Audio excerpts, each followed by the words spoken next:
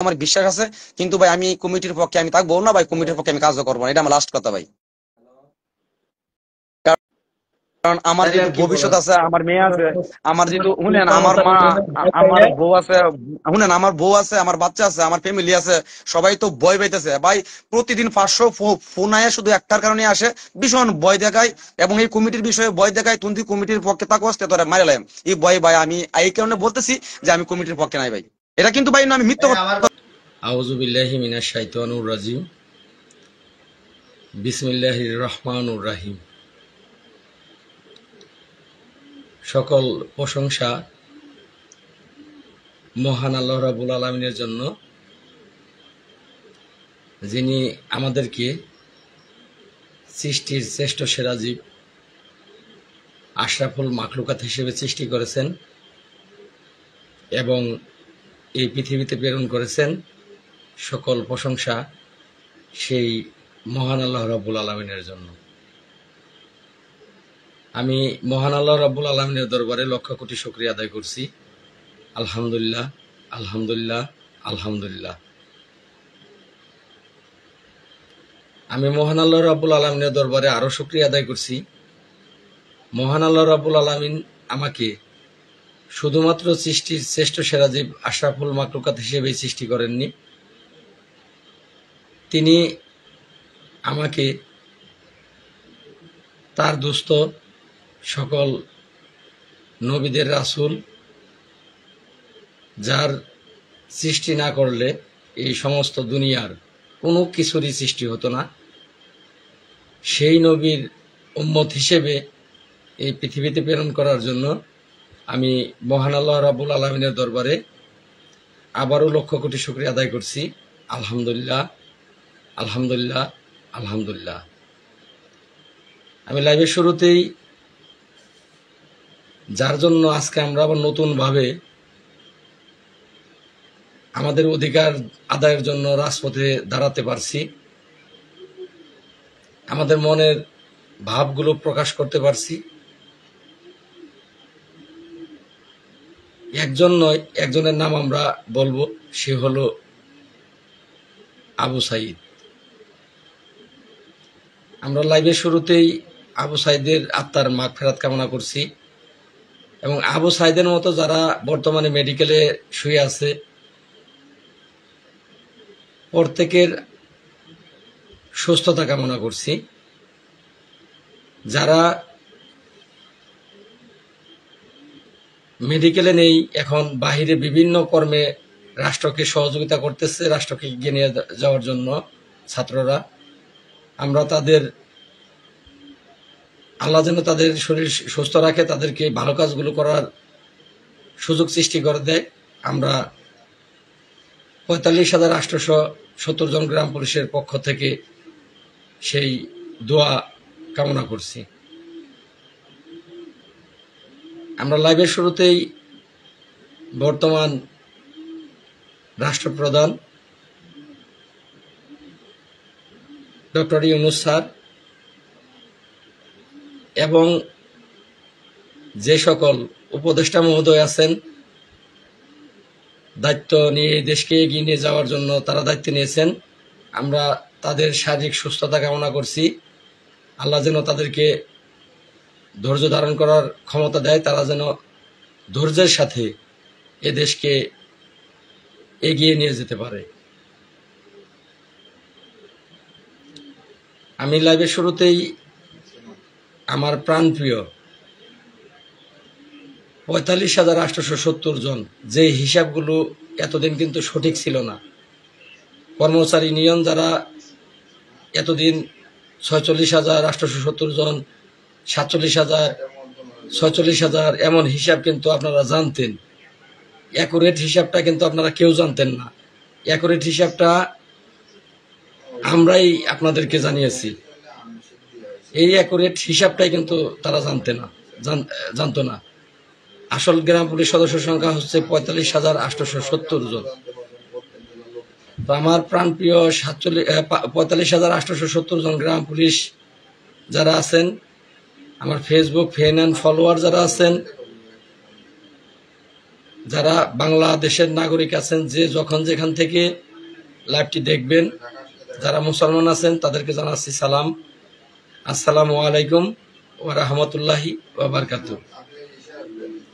যারা হিন্দু ভাই আছেন তাদেরকে জানাচ্ছি নমস্কার, এবং অন্যান্য ধর্মাবলী যে সকল ভাই ও বোনেরা আছেন তাদেরকে জানাচ্ছি অন্তরের অন্তঃস্থল থেকে প্রাণঢালা অভিনন্দন এবং রক্তিম লাল গোলাপের শুভেচ্ছা। আশা করি মহান আল্লাহ রাব্বুল আলামিনের অশেষ রহমতে আপনারা সকলেই ভালো আছেন। আমি সার্বিক বিষয়ে কথা বলবো, আপনারা একটু ধৈর্য নিয়ে এখানে লাইভে থাকবেন, এটা আমি আপনাদের কাছ থেকে আশা করব। আমি কিন্তু শারীরিকভাবে অনেক অসুস্থ, সেটা যদি আমাকে দেখে আপনারা না বুঝেন তাহলে বলার কিছু নেই। এই অসুস্থ শরীর নিয়েও কিন্তু লাইভ করতে হচ্ছে, লাইভ করার কথা না কিন্তু লাইভ করতে হচ্ছে বাধ্য হয়ে। তো যাই হোক, ইতিমধ্যে যারা আমাকে সালাম জানিয়েছেন আমি তাদের সালামের উত্তর নিচ্ছি। ওয়ালাইকুম আসসালাম ওয়া রাহমাতুল্লাহি ওয়া বারাকাতুহু। আবার অনেকেই লাইভে ঢুকেই লিখেছেন ফালতু খারাপ ভাষা লিখেছেন। যাই হোক, আল্লাহ পাক আপনাদেরকে হেদায়েত করুক, এটা মহান আল্লাহ রাব্বুল আলামিনের দরবারে আমার ফরিয়াদ। আমি বলতে চাই, এই পৃথিবীতে যে ধর্মগুলো আছে প্রত্যেকের একটা করে ধর্মগ্রন্থ আছে। আমরা যারা মুসলমান তারা কোরআনকে বিশ্বাস করি।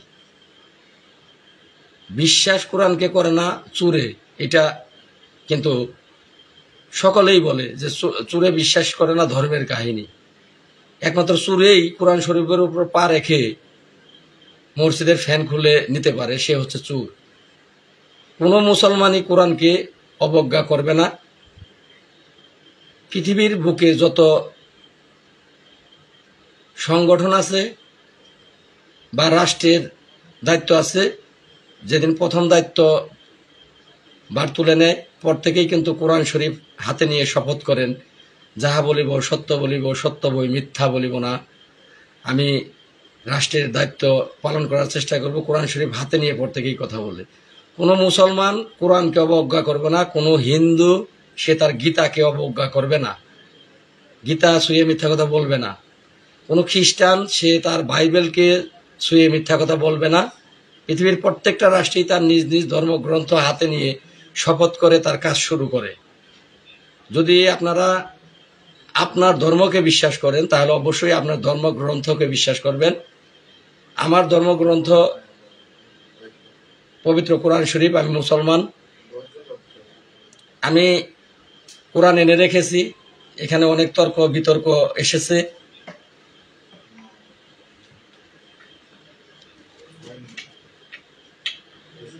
এটা মুসলমান ধর্মের ধর্মগ্রন্থ পবিত্র কোরআন শরীফ। যদি মুসলমান হয়ে থাকেন তাহলে বেহেশত বা দুজক নির্ভর করে এই কোরআনের উপর। যার আস্থা বিশ্বাস আছে এটার উপরেই আছে। প্রত্যেক ধর্মে যারা আছেন আলাদা আলাদা তার কিতাব আছে, সেই কিতাব ছুঁয়ে মিথ্যা কথা আপনারা বলবেন না। আমি এই পবিত্র ধর্মগ্রন্থ, এটা আমি কিন্তু উজু করে এসে বসেছি। আমি এই পবিত্র ধর্মগ্রন্থ স্পর্শ করে হাতে নিয়ে একটা কথাই বলতে চাই যে আমি যা কিছু করছি এ যাবৎ পর্যন্ত 2018 সাল থেকে আপনারা আমাকে একটি পরিচিত মুখ হিসেবে চিনেন। 2018 এর আগে আপনারা আমাকে কেউ চিনতেন না। সেটা ছিল রিটের মাধ্যম দিয়ে। রিট 47,000 গ্রাম পুলিশ বাহিনীর জন্য, জাতীয় বেতন স্কুলের জন্য রিট পিটিশন মামলা মহামান্য হাইকোর্টে। সেদিন থেকে আপনারা আমাকে চিনেন, আপনাদের মাঝে আমি পরিচিতি লাভ করেছি।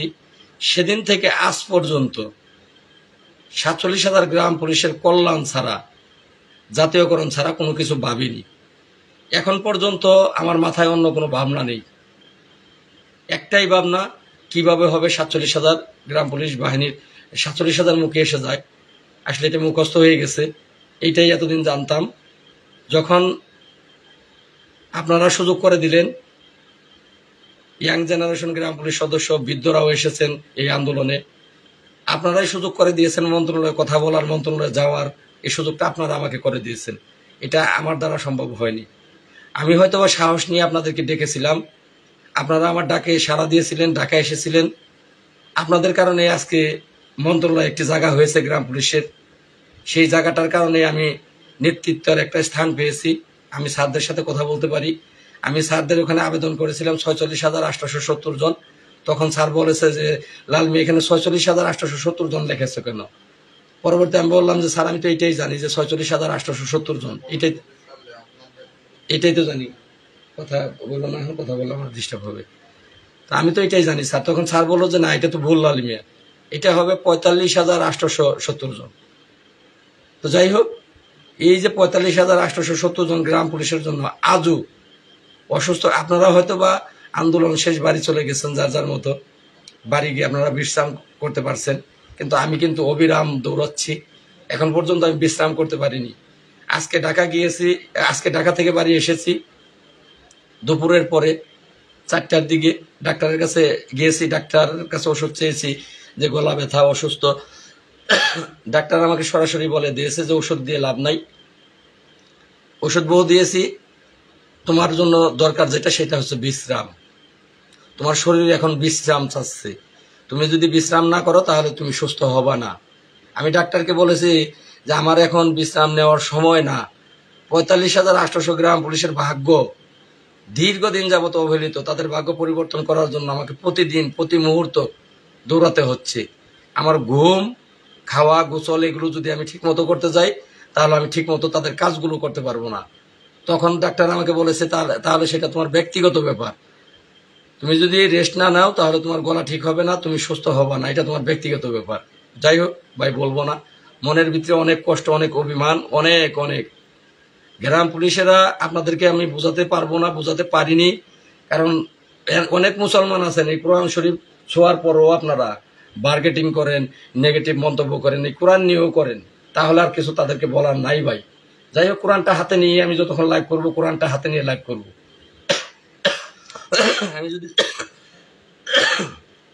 আমি যদি একটা কথাও মিথ্যা বলি, সকল ক্ষমতার মালিক মহান আল্লাহ রাব্বুল আলামিন, জন্ম মৃত্যু তার হাতে। আমরা মানুষ মাত্রই মরণশীল। কোটি কোটি টাকা দিয়েও মৃত্যু কাটকানো যায় না যদি আল্লাহ মৃত্যু দেয়।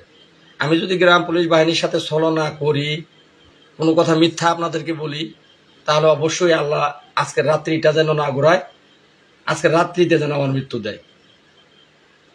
কমিটি নিয়ে আপনাদের প্রশ্নগুলো উঠেছে যে কমিটি খেলা লাল মিয়াও শুরু করে দিয়েছে। তার মানে লাল মিয়া না ভাই, কোরআন শরীফ রাখবো কেন? এই একজন মুসলমানের কোরআনটাকে মাথায় করে রাখার কথা, মাথায়। কিন্তু আমরা সেই মুসলমান হতে পারিনি, আমরা কোরআনের উপর পাড়াও দিই, মাথায় তো রাখবো দূরের কথা। কোরআন হাতে, এটা মানে পবিত্র একটা জিনিস আমার হাতে ভাই, সমস্যা নেই। কারণ আপনারা নিশ্চিন্তে থাকেন, আমি আজকে খারাপ কিচ্ছু বলবো না ভাই, কারণ খারাপ কথা বলতে গেলে কোরআন হাতে রেখে বলা যাবে না। আমি খারাপ বলবো না ভাই, আর খারাপ বলার প্রয়োজন নাই। যারা চান যে আপনারা ভাগ্য পরিবর্তন করতে পারবেন, আজকে আমার পোস্টে বেশ কয়েকজন বলছেন যে ইয়াং জেনারেশনদের হাতে ছেড়ে দিন, লাল মিয়া আপনাকে লাগবে না। আমি সেই ভাইকে বলবো, প্রিয় ভাই আমার, আপনি আল্লাহ পাক যদি হায়াত আপনাকে বাঁচিয়ে রাখে, আমাকে বাঁচিয়ে রাখে, আপনি রবিবার দিন ঢাকায় আসবেন, আপনার হাতে ভাই আমি ছেড়ে দেব, আপনার হাতে ছেড়ে দেব। আমি আপনাকে মন্ত্রণালয়ে ঢুকানোর ব্যবস্থা পর্যন্ত আমি করে দেব। আপনি ভাই আমাদের জাতীয়করণটা নিয়ে মন্ত্রণালয় থেকে বের হবেন, আপনাকে সহযোগিতা আমি করব। এটা সৌভাগ্য, এটা আপনাদের জন্য পাওয়া, আপনাদের জন্য পেয়েছি যে এখন মন্ত্রণালয়ে আমি যেতে পারি, সচিব স্যারের সাথে যখন তখন কথা বলতে পারি। এটা আপনাদের সৌভাগ্য, 47,000 গ্রাম পুলিশ বাহিনীর একটা সৌভাগ্য। মন্ত্রণালয়ের যিনি স্থানীয় সরকারের সচিব মহোদয়, যুগ্ম সচিব মহোদয়, তার সাথে কিন্তু ডিসিরা, একজন ডিসি স্যার কথা বলতে গেলে, ফোনে কথা বলতে গেলে একটু চিন্তা ভাবনা করে তাকে ফোন দিতে হয়। গুরুত্বপূর্ণ বিষয় নিয়ে তাকে ফোন দেয়, তাদেরকে ফোন দেয়, স্যার সম্বোধন করে কথা বলে, নমনীয়তার সাথে, ভদ্রতার সাথে কথা বলে।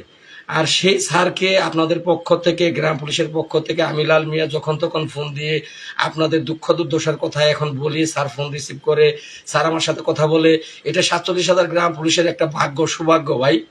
এটা আমার কিচ্ছু না ভাই, এই ক্রেডিটটা আমার না, এই পাওয়াটা আমার না, এই পাওয়াটা আপনাদের।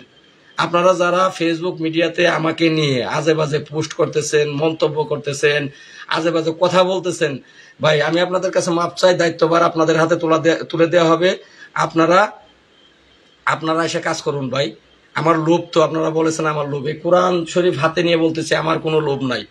আপনারা অনেকেই আমার অসুস্থতার কথা শুনে বলছেন যে ভাই কালকে আমি যতটা পারি সহযোগিতা করবো। ভাই কোরআনটা হাতে নিয়ে আমি কথা বলি, কোরআন নিয়ে কেউ আর লেখেন না, মন্তব্য করেন না। কোরআনটা হাতেই থাক, বরং আমার বুকের মধ্যে থাক।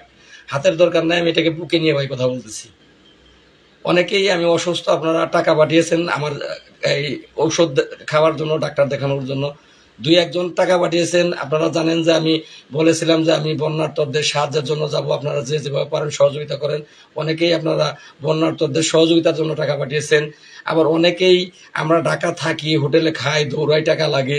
5-7 জন মানুষ প্রতিদিন থাকতে গেলে প্রায় 10,000 টাকা অন্ধের মতো লাগে। 7-8 হাজার টাকা ভাই চোখ জুইবা চলে যায়। তো সেক্ষেত্রে এই টাকাগুলো বহন করার জন্য টাকা পাঠিয়েছেন। সব মিলিয়ে টাকা 30-40 হাজার হয়েছে। তো সেই 30-40 হাজার টাকার থেকে এই প্রায় 10-15 হাজার টাকা চলে গেছে আমাদের থাকা খাওয়া যে খরচগুলো, সেগুলোতে 20-22 হাজার টাকার মতো, 25 হাজার টাকার মতো ছিল। সেই টাকাগুলো বন্যার্তদের সাহায্যের জন্য 20 হাজার টাকার ত্রাণ কেনা হয়। গাড়ি ভাড়া মিলে প্রায় 25 হাজার টাকার মতো খরচ। তো আমি তো অনেক লোভী। আপনারা দিলেন আমাকে চিকিৎসা করার জন্য, সেগুলো আমি ত্রাণ দিলাম আপনাদের জন্য, যে 47,000 গ্রাম পুলিশের সুনাম হবে, 47,000 গ্রাম পুলিশের দোয়া পাবেন আপনারা। কারণ আপনাদের টাকাটা আমার চিকিৎসার জন্য দরকার নাই, আপনাদের দোয়াতে আমি সুস্থ হব। এই বিশ্বাসটা আমার আছে যে আপনারা প্রত্যেকেই দোয়া করেন, আপনাদের দোয়ার বরকতে আমি সুস্থ হব। মহান আল্লাহ রাব্বুল আলামিন আমাকে সুস্থ করবেন। ডাক্তারের প্রয়োজন নাই, আমার পিছনে টাকা খরচের প্রয়োজন নাই। সমস্ত টাকা আমি সেখান থেকে, বিকাশ থেকে তুলে বন্যার্তদের সাহায্য করেছি। আমি তো খারাপ লোক ভাই, সেই জন্য এগুলো করছি। তো যাই হোক ভাই, মনের ভিতর অনেক দুঃখ, বলতে গেলে দুঃখর শেষ নেই, দুঃখর শেষ নেই। এখানে কমিটি কেন করলাম, কমিটি নিয়ে যাদের প্রশ্ন, এবার আসেন ব্যাখ্যা দিচ্ছি। আগামীকাল কর্মচারী ইউনিয়ন কেন্দ্রীয় কমিটির লোক তারা কিন্তু থেমে যায়নি। সাপ, একটা বিষাক্ত সাপকে যখন আপনি মারবেন না, তাকে বাড়ি দিবেন, আঘাত করবেন, তখন সাপটা কি করবে? রাগান্বিত হয়ে কিন্তু আরো ক্ষিপ্ত হয়ে এসে মানুষকে কামড়ানোর জন্য দৌড়াবে, যাকে পাবে তাকেই কামড়াবে। একটা কুকুরকে যখন আপনি আঘাত করবেন, তখন সে আরো ভয়ঙ্কর হয়ে উঠবে, যাকে সামনে পাবে তাকেই কামড়াবে। কর্মচারী ইউনিয়নের দীর্ঘদিনের প্রায় 30-35-40 বছরের যেই জায়গাটা, সেইটা আপনারা নষ্ট করে দিয়েছেন। লাল নষ্ট করে দিয়েছে, মন্ত্রীরা তারা ঢুকতে পারতেছে না, তাদের অস্তিত্ব শেষ, তাদের কমিটি শেষ। তারা এখন ক্ষিপ্ত, তারা এই লাল বাহিনীকে, ইয়াং জেনারেশন বাহিনীকে তারা যে কোনো মূল্যে আবারও সেই আগের জায়গায় নেবে। তারা আবারও আগের মতো ক্ষমতা দখল করার জন্য মাতোয়ারা। আগামীকালকে তাদের মিটিং আছে। 64 জেলার জেলা সভাপতি, থানা সভাপতি, তারা ঢাকায় প্রায় 1-150 লোক তারা ঢাকায় আসবে। তারা টাকা লাগে, পয়সা লাগে, যা লাগে, তারা এক একজন 10-20 হাজার করে টাকা দেবে। আমার কাছ থেকে জেনে নিন অনেক তথ্য। তারা মন্ত্রণালয়ে ঢোকার চেষ্টা করবে। এখন এই যে একটা জায়গায়, একটা পর্যায়ে নিয়ে আসা হয়েছে গ্রাম পুলিশ সদস্যদেরকে, ভাগ্য পরিবর্তন নিশ্চিত ভাই। আমি কোরআন হাতে নিয়ে বলতেছি। জাতীয় বেতন স্কেল, জাতীয়করণ শব্দের অর্থ একটা জাতীয় বেতন স্কেল, যেটা আপনাদের গেজেটে আছে, সেটা স্যার বলেছে লাল মিয়া সময় দিতে হবে, একটু সময় দিতে হবে। এটা এমন না যে বাপে আইনা দিল, মা রানলো, ছেলে বসে বসে খেয়ে ফেললো। বাপে বাজার থেকে কিনে আইনা দিল, আর মা সেটার সাথে সাথে পাক করলো, আর ছেলে ঘরে বসে বসে মোবাইল দেখতে দেখতে রান্না হয়ে গেল,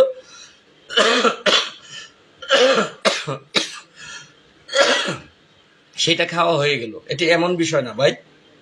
জাতীয় বেতন স্কেলটা একটা সময়ের প্রয়োজন, এখানে সময় দিতে হবে।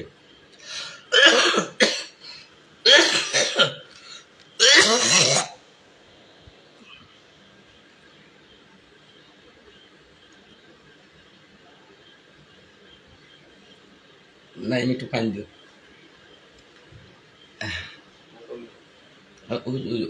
ওই বোতলগুলো দাও।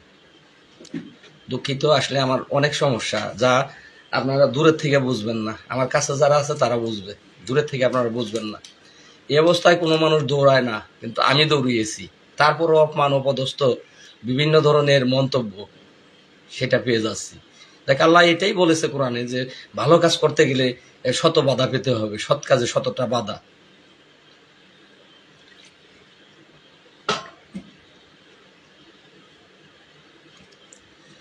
তো সেই ক্ষেত্রে স্যার আমাকে কথা দিয়েছে যে লাল মিয়া, জাতীয় বেতন স্কেল তোমাদের হবে, কিন্তু তার জন্য সময় দিতে হবে। এখন গ্রাম পুলিশ ঘরে বসে জানতে চান যে কয়দিন সময় লাগবে। আচ্ছা, এইটা কি এইভাবে বলা যায় যে কয়দিন সময় লাগবে? 5 বছর লাগবে না, 3 বছর লাগবে না, 2 বছর লাগবে না, এইটা কথা দিতে পারি। কিন্তু আমাদেরকে, আমরা তো কেবল কেবল আপনারা দায়িত্ব প্রাণপণ চেষ্টা করে যাচ্ছে, প্রাণ। তারা আপনাদের মধ্যে বিশৃঙ্খলা বাঁধানোর চেষ্টা করতেছে, আপনাদের ভুল বুঝিয়ে তারা আমাকে সরানোর চেষ্টা করতেছে। তারা জানে যে লাল যদি এখানে থাকে তাহলে আমরা সাকসেস হব না। আপনাদের কাছে অনুরোধ থাকবে, আপনারা সার্বিক বিষয় বিবেচনা করে কথা বলবেন। ফেসবুক মিডিয়াতে সার্বিক বিষয়ে বিবেচনা করে কথা বলবেন। আমাকে 10টা মিনিট সময় দেন, আমি 10টা মিনিট একটু রেস্ট নেই, তারপরে আমি আপনাদের মাঝে আইসা গুরুত্বপূর্ণ কথা বলবো। আশা করি কেউ লাইভ থেকে বেরিয়ে যাবেন না, ধৈর্য নিয়ে আপনারা লাইভে থাকবেন। আরো বেশি লোক হবেন, প্রত্যেকেই একটা করে শেয়ার দিন। আজকের লাইভটার পরে যদি আপনারা আমাকে না চান, আমি কথা দিলাম আমি রোববার থেকে আর আপনাদের কাজে যাব না। এই কোরআন শরীফ ছুঁয়ে আমি প্রতিজ্ঞা করবো যে রোববার থেকে আমি কাজে যাব না। তবে রোববার আমি ঢাকা যাব, রেজলিউশন করে আমি রিজাইন দিয়ে চলে আসবো। 47,000 গ্রাম পুলিশে কিন্তু জানে যে আমি, আপনি এবং আমাদের সঙ্গে যারা নেতৃবৃন্দ ছিল এবং যারা অংশগ্রহণ করছিল 43 দিন যাবত, আমরা কিন্তু সকলেই জানি, ঠিক না ভাই? কিন্তু পুরো অবদান কিন্তু আপনার। এই এই রিপন ভাই আসিল, মানে অনেকেই ছিল আপনার পিছনে, আমিও ছিলাম, ঠিক না ভাই? এখনো পর্যন্ত আছি। আর আপনার দ্বারাই মনে করেন গ্রাম পুলিশ বাহিনীর উন্নয়ন হবে, আপনার দ্বারাই কিন্তু জাতীয়করণ হবে, এটা নিশ্চিত। কারণ আপনার যে সাহসটা আছে, সৎ সাহসটা আছে, এটা কিন্তু কোনো ব্যক্তির নাই। কারণ আপনার মানে মেন হচ্ছে পাওয়ার এবং সাহস, এই দুইটা কিন্তু আল্লাহ আপনাকে দিয়েছে, এটা আমরা কিন্তু জানি। আর মিথ্যা কথা আপনার সঙ্গে আমি কেন বলবো? মিথ্যা কথা বলার কোনো প্রয়োজনই নাই। একটা মিথ্যা কথা বললে, একটা মিথ্যা কথার জন্য মনে করেন সারা জীবন কৈফিয়ত দিতে হবে, আর মরার পরেও কৈফিয়ত দিতে হবে। আল্লাহ মন সৃষ্টিকর্তা প্রভু আল্লাহ বলতেছি, আপনি যে এই 47,000 গ্রাম পুলিশের যে উন্নয়নের যে সামনে ধারাটা যে আপনি যে কষ্ট করতেছেন, এটা কিন্তু আমরা সকলেই জানি, ঠিক না ভাই? এটা কিন্তু প্রত্যেকটা মানুষই জানে, প্রত্যেকটা মানুষই জানে। আপনার আপনার আপনার আপনার বিষয়ে প্রথমে জানবে যে লাল ভাই কি করতেছে, লাল ভাই কি না করতেছে গ্রাম পুলিশ বাহিনীর জন্য, এটা কিন্তু সকলের কিন্তু অবদান আছে। আর এনে মনে করেন আপনার সাথে আমার সাথে তুমি একবারে বলে দাও, ভাই কথা বলবে না, তুমি সব বলো, ঠিক আছে? ভাই গলায় সমস্যা তো, তুমি বলো A to Z যা যা হয়েছে, তোমার যা যা বলছে, যে যা সবকিছু তুমি ক্লিয়ার করো। না না, আপনি বলেন ভাই, আপনি মেইন পয়েন্টে একটু একটু কথা বলেন, তাহলে সবচেয়ে ভালো হবে। একটু একটু কথা বলেন আপনি।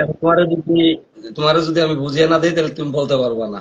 জি জি জি, এখন বলেন। এই যে কর্মচারী ইউনিয়নের দেলোয়ার তোমাকে ফোন দিয়ে আমার বিরুদ্ধে কথা বলাইছে, আমার বিরুদ্ধে কোন কারণে তুমি কথা বলছো, তোমার হুমকি দিছে, তুমি বললা, সেগুলো এই লাইভের মাধ্যমে সকলকে তুমি বলো যে বিষয়টা কি।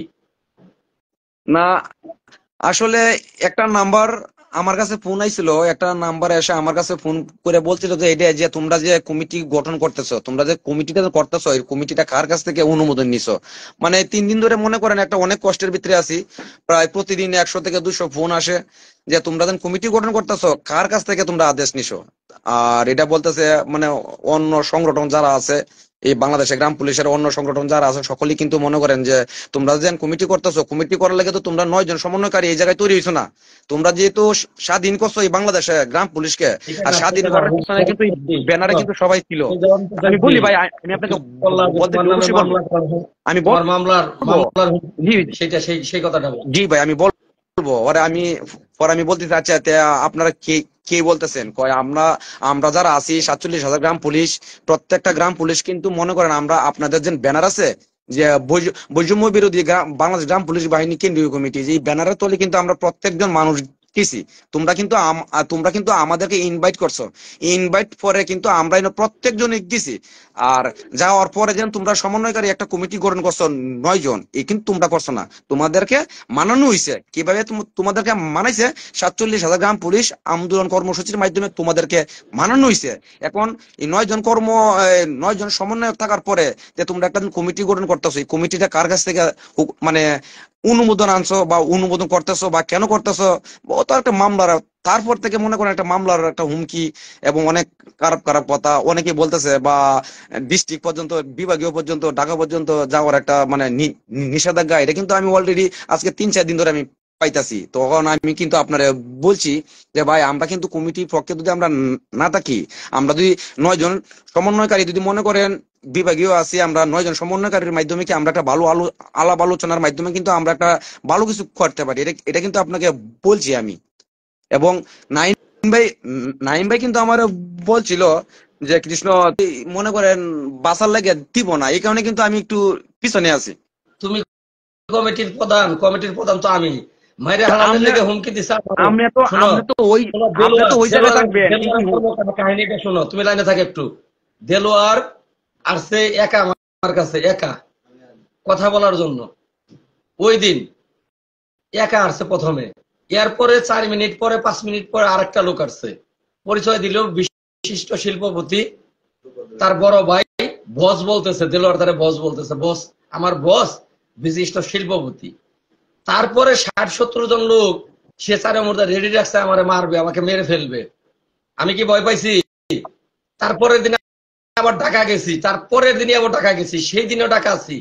দেলোয়ার মেরে ফেলার জন্য আমাকে মানুষ সেটিং দিছে কর্মচারী ইউনিয়নের। আমি তো ভয় পাই নাই। তুমি কৃষ্ণ কেন ভয় পাও? তুমি তো বীর সৈনিক, আমার জানা মতে তুমি বীর সৈনিক, তুমি কেন ভয় পাও?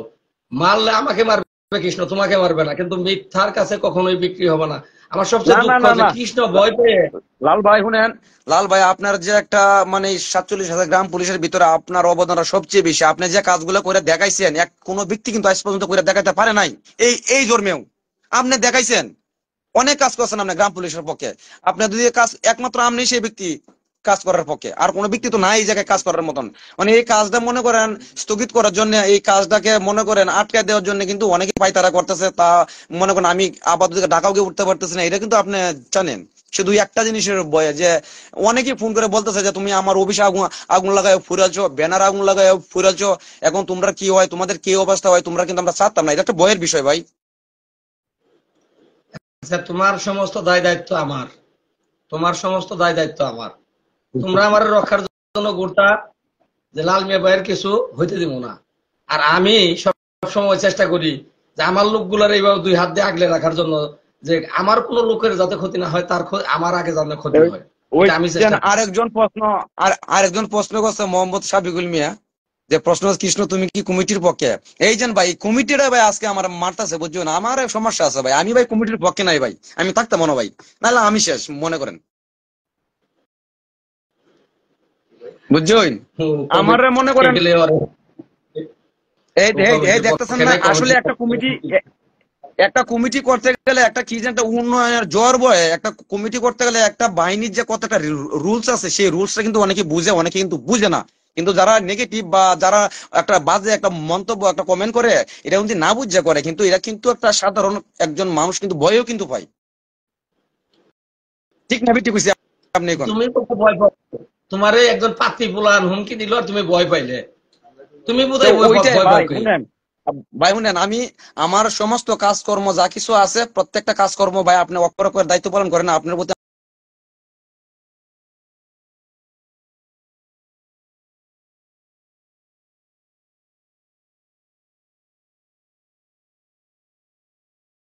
এটাকে কিন্তু দায়ী। এই কমিটির জন্য তোমরাও নাই, এটা স্যার বলছে। তা যদি বলে থাকে সেই সত্য কথাগুলো ভাই তুই শুধু বল। বলছে তোর কাছে আমার অনুরোধ, না, বাকিটা সচিব মাইনে নেওয়া, সচিব স্যার দায়িত্ব শুনেন, নেওয়া, যা কিছু করা, মারামারি করা, আমাদের কাটাকাটি করা, যা কিছু করা আমি করবো না।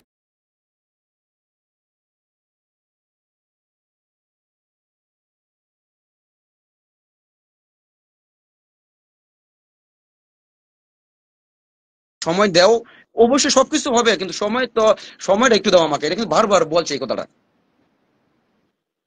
এর এর এর প্রেক্ষিতে এই বিশ্বাসে কিন্তু আমরা কাজ করতেছি, এবং ইউনিফর্ম টিউনিফর্ম প্যান্ট আপনি কিন্তু বলছিলেন স্যার আমাদের যে প্যান্টটা আছে এই প্যান্টটা কিন্তু পাকিস্তানের সেনাবাহিনীর প্যান্ট, তখন স্যার বলছে কি প্যান্টটা কিন্তু চেঞ্জ হবে, এটা কিন্তু বল।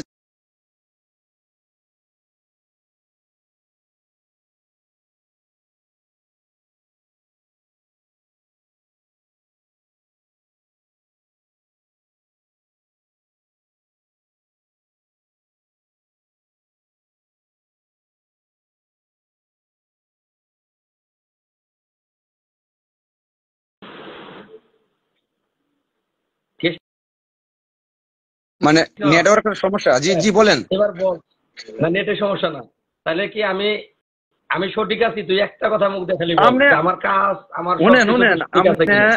শুনেন, না না আপনি ওটা না, আপনি মনে করেন আপনার জায়গার মধ্যে আপনি সঠিক আছেন, 100% সঠিক।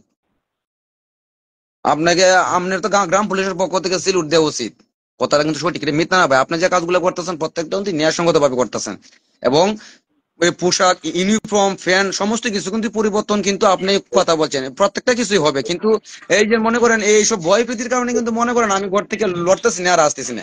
এই তুই যে টাকা কমিটির পক্ষে থাকলে আমাকে কালকে বলতেছেন। কালকে শোন, কালকে তুই বুক ফুলিয়ে টাকা আসবি, গ্রাম পুলিশের টাকা কিছু না কিছু আমার সহযোগিতা করতেছে। তোর গাড়ি ভাড়ার টাকা কালকে দুপুরের ভিতরে আমি পাঠিয়ে দেবো, গাড়ি ভাড়ার টাকা দুপুরের ভিতরে পাঠিয়ে দেবো। তুই টাকা আসবি, তোর যদি একটা চুল ছিঁড়তে পারে, তোর একটা চুল যদি ছিঁড়তে পারে, তুই বুঝস না তোরে নিয়ে ফেঁকে দিছিলাম ইয়ের কাছে, এই উদ্বোধনের ওই কাছে। অলরেডি বলতেছেন, অলরেডি আমাদের নামে মামলা হইছে বলছে, মামলা শুনলে ভয় করে না, আবার হিন্দু মানুষ আমরা। কৃষ্ণ, আমি তো একদিনও বাড়ি যাই নাই। মামলা যদি হয় আমার নাম হইব না?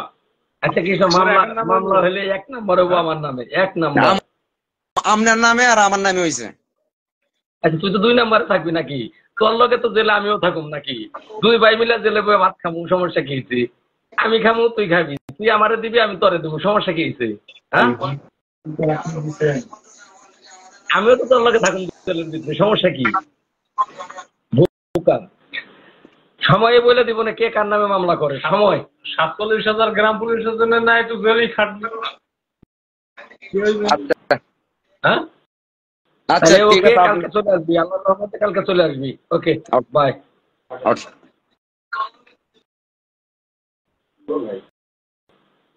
এখানে কিছু কথা বলি, বাই বাই করিস না। আমার গলার অবস্থা ভালো না, আমি লাগতে চলে যাবো। দেখ, যতটুকু ছিল আশা করি আপনারা সঠিকটা এবার বুঝতে পেরেছেন। আমি কথা বলবো, আপনাদের কারো কমেন্টের উত্তর আমি ভাই দিতে পারবো না, তার জন্য আমি ক্ষমা প্রার্থী।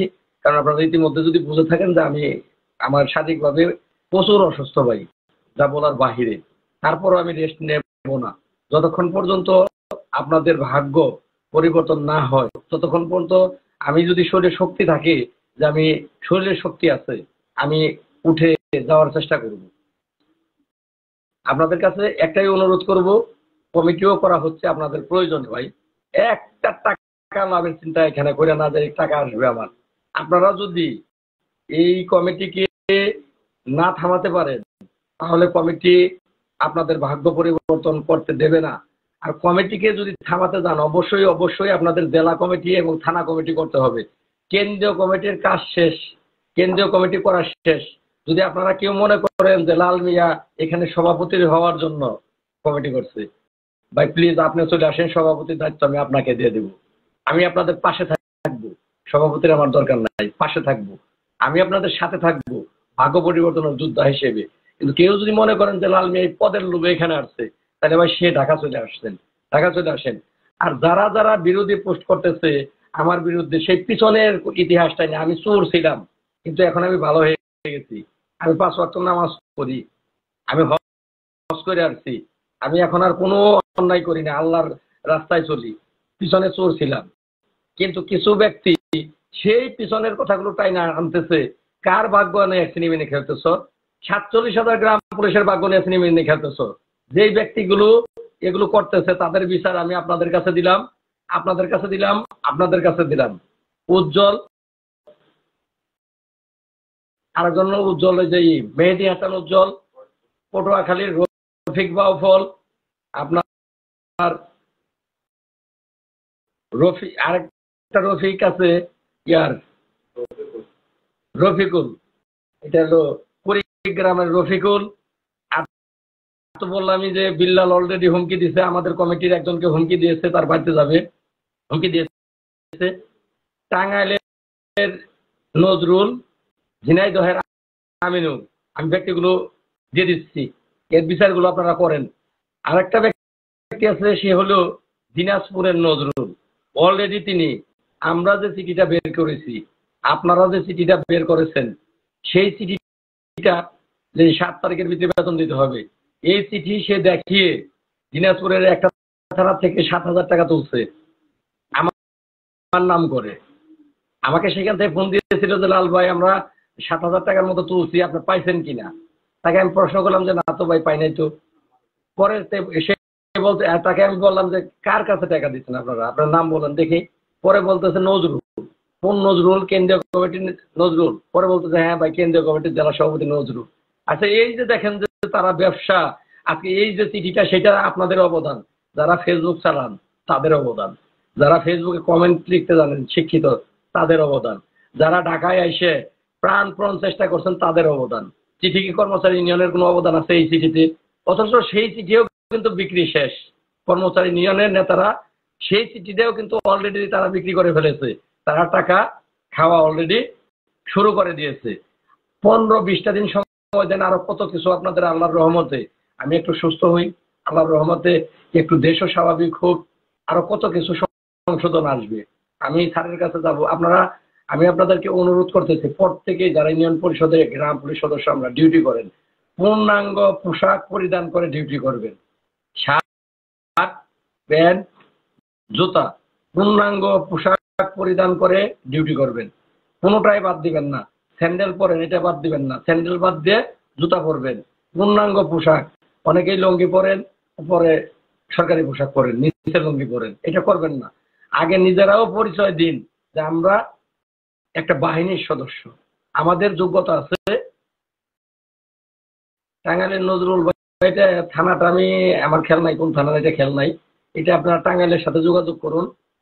ও টাঙ্গাইলের নজরুল ভাই সদর থানা না, এটা হলো দেলদুয়ার থানা। টাঙ্গাইলের নজরুল হচ্ছে দেলদুয়ার থানার। ধৈর্যের ফল মিষ্টি হয়। ধন্যবাদ। যাই হোক, আপনারা পূর্ণাঙ্গ পোশাক পরে ডিউটি করবেন। ইয়াং জেনারেশনদের বলতে হবে না, তারা এটা করে। ইয়াং জেনারেশনের প্রত্যেকেই পূর্ণাঙ্গ পোশাক পরে ডিউটি করে। বৃদ্ধ যারা আছেন, ভাই মজিবর ভাই, বড় কথা বলুন কি, কত পাগল ভাই, পাগলের কথা বলে লাভ নাই। পাগল ছাগলের কথা বলতে যায় লাইভের সময়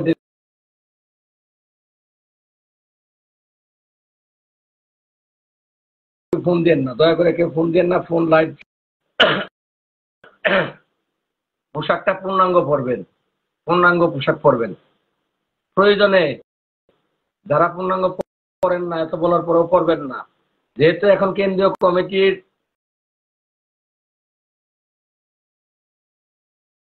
লড়ব এবং আপনাদের বাহিনী হিসেবে গড়ার জন্য, সরকারের কাছে পরিচয়ের জন্য, তার জন্যও কিন্তু লড়বো। আমি দুইটার জন্যই আমি লড়বো। আমি প্রয়োজনে সচিব স্যারকে বলবো যে স্যার, গ্রাম পুলিশ পোশাক অর্ধেক পরে বাকিটা পরে না। এই ব্যাপারে একটা প্রজ্ঞাপন দেন। যদি কোনো গ্রাম পুলিশ সদস্য হাফ পোশাক পরে,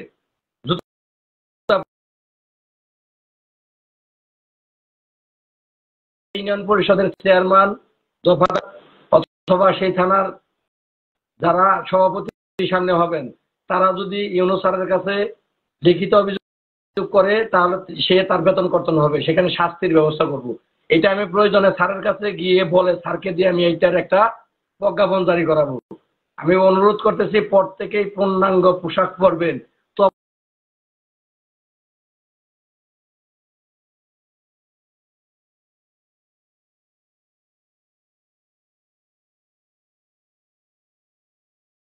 দিলাম 4বার ফোন কাটে দিলাম, তারপরও আপনি ফোন দিতেছেন ভাই, মাপ চাচ্ছি ভাই। আমি ভাই কথা বলতে পারি না, আমি লাইভের কথা, কিন্তু আমি এই লাইভ ছাড়া এখন মোবাইলে কথা বলি না। কথা বলাই সুমনকে দিয়ে আর নাইমকে দিয়ে। বিষয়টা বললাম যে পূর্ণাঙ্গ পোশাক। আরেকটা গ্যাজেট আমি স্যারকে দিয়ে করানোর চেষ্টা করব। স্যার, গ্রাম পুলিশ বাহিনীর সদস্যদেরকে দিয়ে চা টানানো হয়, পানি টানানো হয়, ঝাড়ু দেওয়া হয়, ইউনিয়ন পরিষদ ঝাড়ু দেওয়া হয়, চেয়ারম্যান মেম্বার, অনেক চেয়ারম্যান মেম্বার তার শরীর পর্যন্ত টিপায়, অনেক চেয়ারম্যান মেম্বার আছে বাজার, বাড়ির বাজার টানায়। এই ব্যাপারে স্যারের সাথে অনুরোধ করব যে একটা গ্যাজেট করবেন, যে বাহিনীর সদস্যরা গ্যাজেটে যেসব কাজগুলো আছে তার বাহিরে কোনো কাজ যদি কোনো চেয়ারম্যান মেম্বার তারা করায়, তাহলে সেই ব্যাপারে চেয়ারম্যান মেম্বারদের শাস্তিযোগ্য এই আইনি ব্যবস্থার জন্য আমি স্যারের কাছে বলবো যে একটা প্রজ্ঞাপন দেওয়ার জন্য। এখন হ্যাঁ ভাই, একটু নেট সমস্যা, তার জন্য ভাই আমাকে একটু সময় দিতে হবে। আমি চাচ্ছি আপনাদেরকে সুন্দর করে ধাপে ধাপে আপনাদের সকল সমস্যাগুলো সমাধান করার জন্য। যারা আমাকে ভুল বুঝতেছেন তাদের ভাই আর বলার কোনো কিছু নাই। আর যদি সঠিক বুঝে থাকেন, জুতা সেনাবাহিনীর মতো জুতা হয় ভাই, চেষ্টা করলে সবই সম্ভব, আপনারা চাচ্ছেন সেনাবাহিনী পুলিশের মতো জুতা, ইনশাল্লাহ কথা দিলাম। তার জন্য তো কেবল আপনারা কিন্তু পোশাক পাচ্ছেন, 1 বছর অপেক্ষা করতে হবে পোশাকের জন্য। সামনে বছর আপনারা পোশাকের কালার চেঞ্জ হবে, সামনে তারিখ যে পোশাক পাবেন, এই তারিখ তো যারা পোশাক পেয়ে গেছেন পোশাক পেয়ে যাবেন, মাপ নিয়েছে পোশাক পেয়ে যাবেন। সামনে তারিখ যারা পোশাক পাবেন, পোশাকের কালার পরিবর্তন হবে 1 নাম্বার। 2 নাম্বারে সেনাবাহিনী পুলিশ বাহিনী যে বুট পায় দেয়, ওইটার কথা আপনারা বলতেছেন, আমি বুঝতে পারছি। আপনারা ওই বুট পাবেন, আমি কথা দিচ্ছি পাবেন। যদি না পান তখন আমাকে বলেন যে লাল মিয়া চাপা ছাড়েন, কাজের বেলা ঠনঠনা। এখন আমরা এই প্রতিটা জেলায় যাকে সভাপতি দেব তাকে কোরআন শরীফ হাতে নিয়ে বলতে হবে গ্রাম পুলিশের পূর্ণাঙ্গ মানসম্মত পোশাক দেব। এটাও তদারকি হবে, এটাও আমার কেন্দ্রীয় কমিটি তদারকি করবে। কোনো জেলায় যদি খারাপ পোশাক দেওয়া হয়, সেই জেলার গ্রাম পুলিশ সদস্যরা, সেই থানার গ্রাম পুলিশ সদস্যরা পোশাক নেবেন না, না নিয়ে কেন্দ্রীয় কমিটিতে ফোন লাগাবেন, আমাদেরকে ফোন লাগাবেন, আমাকে ফোন দিবেন, আমার সাথে যারা আছে তাদেরকে ফোন দিবেন যে ভাই আমাদের পোশাকের মান খারাপ, ছবি তুলে পাঠাইবেন। আমরা সেই জেলায় পোশাক দিতে নিষেধ বলবো। তাদের টেন্ডারের টাকা তারা যেন না পায়, তাদেরকে যেন টাকা না দেওয়া হয়, পোশাকের টাকা সেই টেন্ডার যারা পেয়েছে তাদেরকে যেন না দেওয়া হয়, আমরা সেই ব্যবস্থা করব। ভাই এটা ফাটা কেষ্ট গ্রুপ, এখানে যারা এই কমিটিতে আছে, যারা এখন ভাগ্য উন্নয়নের চেষ্টা করতেছে, এরা ফাটা কেষ্টা গ্রুপ। এরা কিন্তু টাকা কামানোর ধান্দায় এখানে কেউ যায়নি, এরা গ্রাম পুলিশের জীবন মান পরিবর্তন করার জন্য এখানে এসেছে। আর ক্যাপটাও পুলিশের টুপি, ওই গোল টুপির কথা বলতেছেন, পুলিশের গোল টুপি, ওইটা পুলিশের গোল টুপি যদি চান, এগুলো ভাই ছোটখাটো বিষয়, এগুলো ছোটখাটো বিষয়। এগুলো আপনাদের নেতৃত্ব যারা দিছে তারা টেন্ডার কমিটি ছাড়া আর কিচ্ছু চায়নি ভাই। তারা ওইখানে গিয়ে শুধু চেয়েছে এই 2 গ্রুপে পারাপারি করে টেন্ডার কমিটি এই জেলায় আমারে দিতে হবে, ওই জেলায় আমার দিতে হবে। এটা আমার কথা না, এটা সচিব স্যারের নিজের মুখের কথা। এটা সাক্ষী 2-4 জন আছে যারা গেছে, তারাই সাক্ষী। ওই কৃষ্ণও সাক্ষী, এই কথাটার সাক্ষী ওই কৃষ্ণ। আপনারা কৃষ্ণকে ফোন দিয়ে জিজ্ঞেস করেন যে সচিব স্যার কি এই কথাটা বলছে কিনা। যে ওরা তো ভাগ্য পরিবর্তনের জন্য এখানে কোনো আবেদন করেনি, তোমাদের বেতন বাড়ানোর জন্য করেনি, তোমাদের বেতন স্কেলের জন্য করেনি, তোমাদের পোশাক ভালো না এর জন্য করেনি, তোমাদের কোনো সমস্যা নিয়ে ওরা আসতো না। ওরা তো শুধু আসতো 2 কমিটি কাকে কোন জায়গায় টেন্ডার দেবো এইটা নিয়ে। তাহলে আজকে তোমরা এত বড় একটা লম্বা লাইনের সমস্যা নিয়ে আসছো, সমস্যাগুলো তো আমাদেরকে একটু সময় দিতে হবে। যাই হোক, যারা ইতিমধ্যে 2টা গ্যাজেট হয়েছে, বা লাইভ থেকে ভাই বিদায় নেব, আপনাদের কারো উত্তর দেবো না, আমি কথা বলবো। আপনাদের ভালো লাগলে লাইভ শেয়ার করবেন, সাথে থাকবেন, পাশে থাকবেন, এটা আশা করব। ইতিমধ্যে যে বেতনের গ্যাজেট বেরিয়েছে, 7 তারিখের মধ্যে বেতন পাবেন। 7 তারিখ যেতে দেন, সামনের মাসের গেল 1 নাম্বার। 2 নাম্বারে যদি আপনাদের বেতনগুলো না দেয়, বকেয়া বেতনগুলো না দেয়, আমি কিন্তু একটা পোস্ট করেছি যে এই জেলা কমিটি, আপনারা থানা কমিটি, জেলা কমিটি থাকবে জেলা কমিটির কাছে, ওই জেলার সমস্ত সমস্যাগুলো লিখিত আকারে, 3 মাসের বেতন বাকি, ধরেন বগুড়া সদর থানা, এক্সাম্পল দিই, বগুড়া সদর থানা 6 মাসের 6 মাস তো না, ধরেন 1 বছরের যাতায়াত ভাতা বাকি। আমি রাজবাড়িকে দিয়েই বোঝাই, রাজবাড়ি বহুত দিনের বাকি, রাজবাড়ি উজ্জ্বল খান সাহেবের নিজ থানা, সেখানে কমপক্ষে 50-60 মাসের যাতায়াত ভাতা পায় না। না ইয়ার সমানের 6 বছর। তাকে আমি রাজবাড়ি সদর থানা দিয়ে দেখাই, রাজবাড়ি যে জেলা কমিটি হবে সেই জেলা কমিটির কাছে রাজবাড়ি সদর থানা কাগজ দেবে যে 6 বছরের যাতায়াত, 6 বছরের ইউপি অংশে বাকি, 3 বছরের যাতায়াত বাকি, 1 বছরের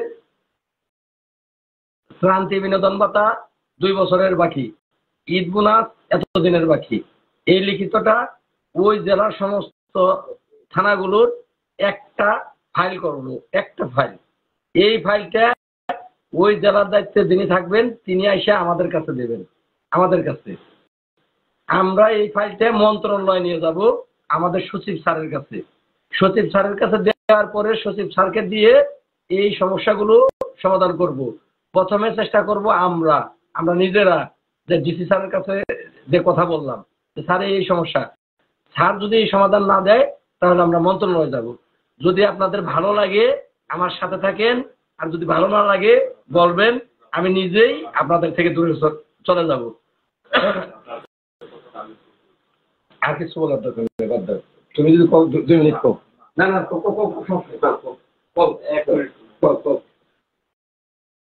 ভাই আমার আমার উপজেলায় 5 বছর 8 মাস যাতায়াত ভাতা বাকি। তা আমি সচিব স্যারকে যাইয়া মন্ত্রণালয় ঢুকে সচিব স্যারকে বলছি, স্যার আমার উপজেলায় 5 বছর 8 মাসের টাকা বাকি, আমাদের টাকা দিচ্ছে না। সচিব স্যার সাথে সাথে আমার ইউনো স্যারকে ফোন দিয়েছে, ফোন দিয়ে বলছে ওদের খুব দ্রুত ওদের এই যাতায়াত বিল দেওয়ার জন্য খুব দ্রুতভাবে দেওয়ার জন্য বলছে। অলরেডি আমার উপজেলায় আমার যাতায়াত বিলের জন্য কাজ চলতেছে, যাতায়াত বিল আমার খুব দ্রুতভাবে দিয়ে দিবে। এভাবে অনেক উপজেলায় অনেক সমস্যা আছে, বকেয়া বিল, যাতায়াত বিল, অনেক ধরনের। আর ভাই পোশাকের কথা বলছে, আমার উপজেলায় এবছর পোশাক দিছে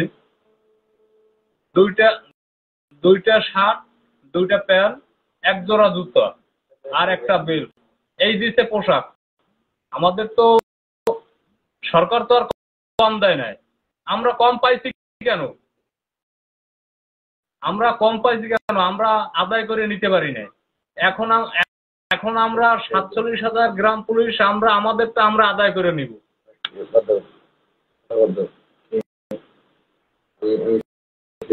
কে বলছেন? যাই হোক, যদি আপনাদের আমার প্রতি আস্থা থাকে, বিশ্বাস থাকে, আমার কোনো কর্মকাণ্ডে আপনারা বিরূপ মন্তব্য করবেন না। মনের ভিতরে আস্থা থাকবে, রাখবেন যে লাল মিয়া ভাই যা করতেছে আমাদের মঙ্গলের জন্য করতেছে, এটা বিশ্বাস রাখবেন। লাল মিয়া ভাই যাই করতেছে আমাদের মঙ্গলের জন্য করতেছে। শেষ পর্যায়ে আরেকটা কথা আপনাদের জানিয়েছি, যে কমিটি অনুমোদন হয়েছে, এখানে কেন্দ্রীয় কমিটির 2-1 জন লোক আমি রেখেছিলাম।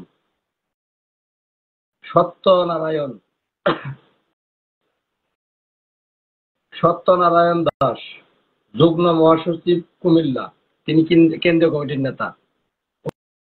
অনুরোধ করেছিলেন, তিনি আমাদের সাথে আছেন। যারা আমাদের সাথে থাকতে চাবে তাদেরকে আমরা রাখবো।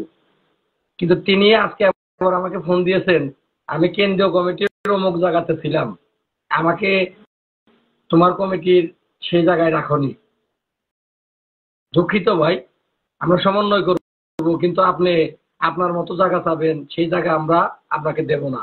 কারণ এখানে যোগ্যতা, যাদেরকে আমরা টানবো তাদেরকে যোগ্যতা অবশ্যই থাকতে হবে।